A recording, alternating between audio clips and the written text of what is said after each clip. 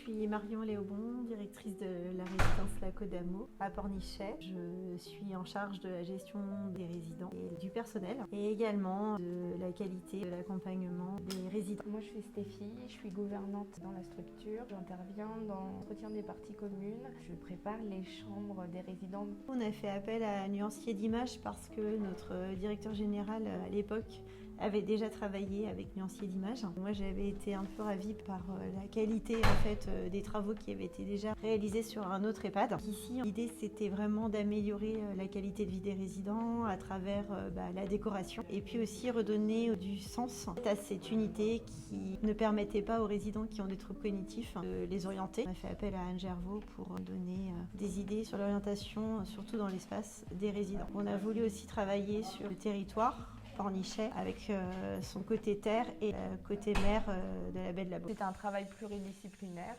On a travaillé avec les soignants, la direction, la responsable des soins, un travail d'équipe. Donc chacun a apporté ses idées et on a échangé avec Anne Gervaux. On lui a transmis ce qu'on souhaitait avec des points forts sur Pornichet.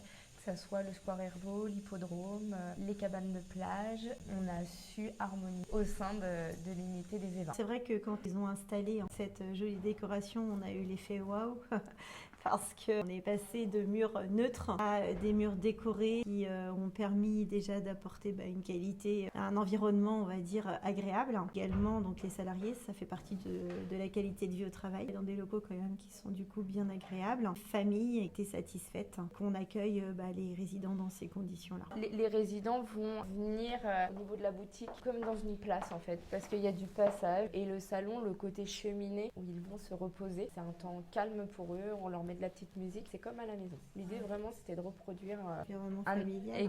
Ouais, voilà, c'est ça. En tout cas, on encourage la direction d'EHPAD ou même des autres structures dans la petite enfance ou dans le milieu du handicap à avoir cette démarche d'aménagement des locaux. Aujourd'hui, les politiques des établissements médico-sociaux, c'est d'en faire des réels lieux de vie et ça contribue énormément.